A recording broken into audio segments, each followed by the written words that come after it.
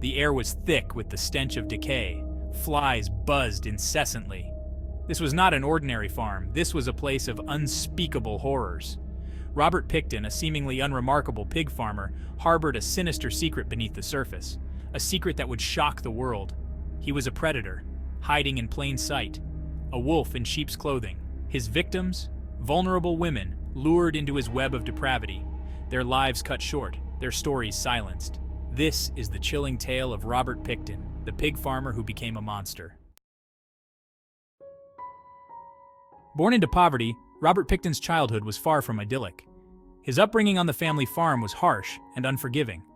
Love and affection were in short supply. Young Robert and his siblings were treated more like farmhands than children. The weight of responsibility fell heavily on their young shoulders.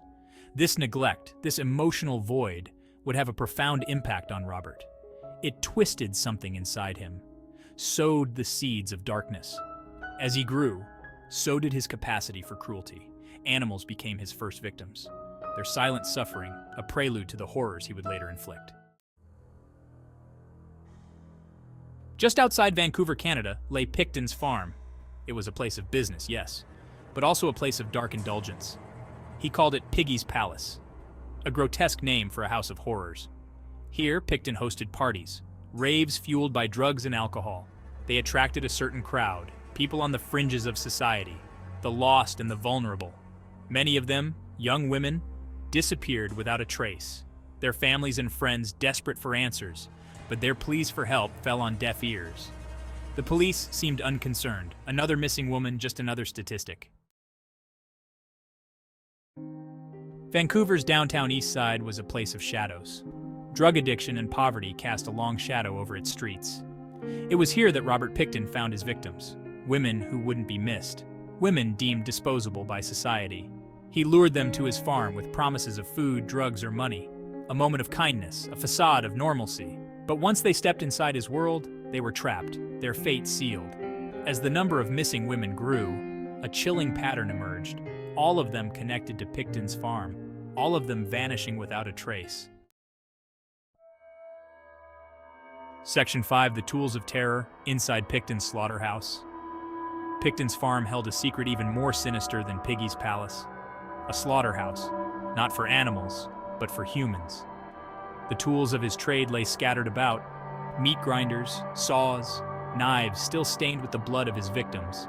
The stench of death permeated the air, a gruesome testament to the horrors that unfolded within those walls. Here, Pickton indulged his darkest fantasies, his victims stripped of their dignity, their humanity, their bodies desecrated. Section 6, A Gruesome Discovery. The search warrant that unveiled a nightmare. February 2001. The police finally obtained a search warrant for Pickton's farm. What they found would shake even the most seasoned investigators to their core. The missing women? They were there. Their remains scattered throughout the property. In the slaughterhouse, in the pigsty, even mixed with the pig feed. The sheer depravity of the scene was overwhelming. The farm was not just a place of murder. It was a graveyard, a testament to one man's descent into utter madness. Section 7, The Butcher's Chilling Confession. In custody, Robert Pickton's true nature was revealed. He confessed to the murders, his words dripping with a chilling detachment. He described the killings in graphic detail, his methods, his motivations. He even admitted to feeding the remains of his victims to his pigs. His confession was a window into the mind of a monster, a mind devoid of empathy, a mind consumed by darkness. Section 8, Justice, but at what cost? The trial and conviction. The trial of Robert Pickton was a media sensation. The world watched in horror as the full extent of his crimes was revealed. The evidence was overwhelming. DNA, personal belongings, testimonies from those who had escaped his clutches. In 2007, the jury reached a verdict, guilty. Pickton was sentenced to life in prison without the possibility of parole. Justice had been served. But for the families of the victims, there would be no true closure.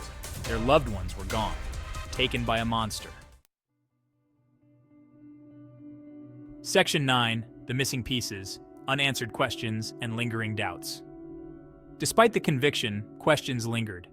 Pickton had been linked to the disappearances of dozens of other women. Had he claimed even more victims? The police investigation, flawed from the beginning, left many doubts. Had they done enough to stop Pickton? Had they ignored the pleas of the families because the victims were marginalized? The true extent of Pickton's crimes may never be known, a chilling thought that continues to haunt those seeking answers. Section 10. Legacy of a Monster. The enduring impact of Pickton's crimes. The shadow of Robert Pickton's crimes continues to loom large. His case exposed the dark underbelly of society, the vulnerability of marginalized communities, the failures of the justice system. But it also sparked a movement, a call for change, for greater awareness, for better protection for those living on the margins. Section 11. Remember their names. Seeking justice and honoring the victims. Robert Pickton may have taken their lives, but he will never take their voices. We must remember the names of the women he murdered. Their stories must be told, their lives honored. We must fight for justice for all victims, and work to prevent such horrors from ever happening again. To learn more about the victims and the ongoing investigation, please visit website address for a relevant resource. Together, we can make a difference.